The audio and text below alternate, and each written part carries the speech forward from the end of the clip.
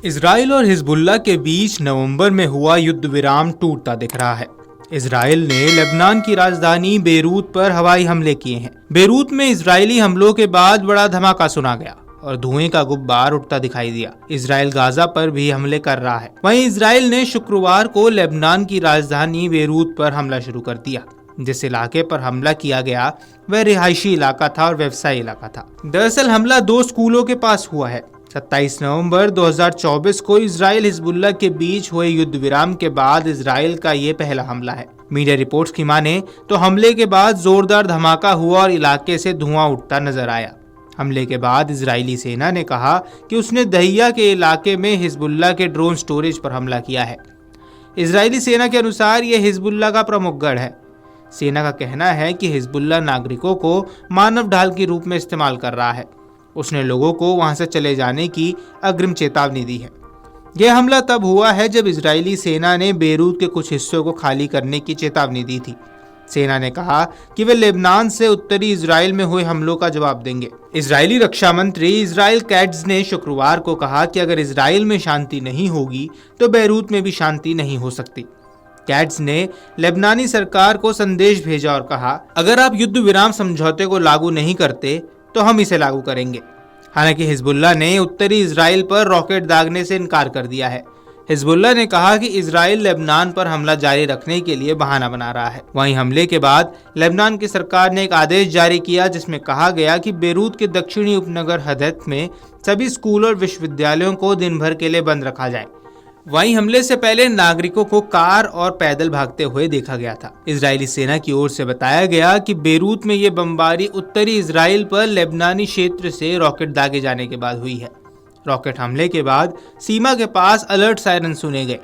इसके बाद इजरायली सेना ने बेरूत के दक्षिण किनारे पर स्थित घनी आबादी वाले हदात इलाके में निवासियों को एक इमारत से निकलने का आदेश दिया और 2 घंटे से भी कम समय में हवाई हमले शुरू कर दिए। इजरायली सेना ने दावा किया कि उसने हिजबुल्लाह के ड्रोन रखने वाले ठिकानों को निशाना बनाया है। हालांकि उसने अपनी जमीन पर रॉकेट हमले के लिए सीधे तौर पर हिजबुल्लाह को दोषी नहीं ठहराया। इजरायली रक्षा बलों ने हिजबुल्लाह आतंकवादी संगठन की वायु इकाई द्वारा उपयोग की जाने वाली एक मानव रहित भंडारण सुविधा पर हमला किया।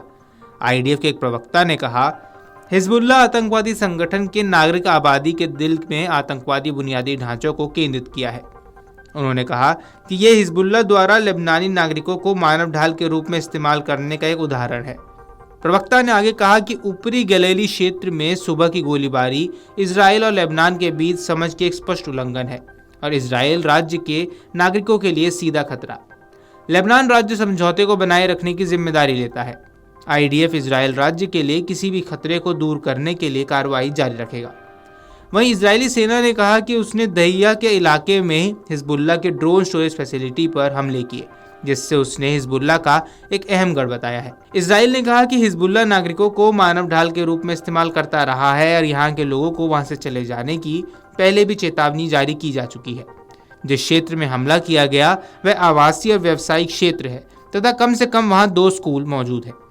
हमले के बाद हिजबुल्लाह का भी बयान सामने आया। हिजबुल्लाह ने रॉकेट हमले में शामिल होने से इनकार करते हुए कहा कि वह युद्ध विराम के लिए प्रतिबद्ध है।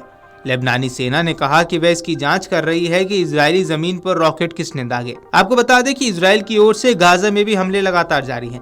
बीते 2 दिन में उत्तरी गाजा पट्टी में हुए इजरायली हमलों में हमास के एक प्रवक्ता समेत 7 लोगों की मौत हो चुकी है। इजराइल ने बीते हफ्ते हमास के साथ युद्ध विराम समझौते को तोड़ते हुए गाजा पर कई हवाई हमले किए थे, जिनमें अब तक 800 से ज्यादा लोगों की जान जा चुकी है।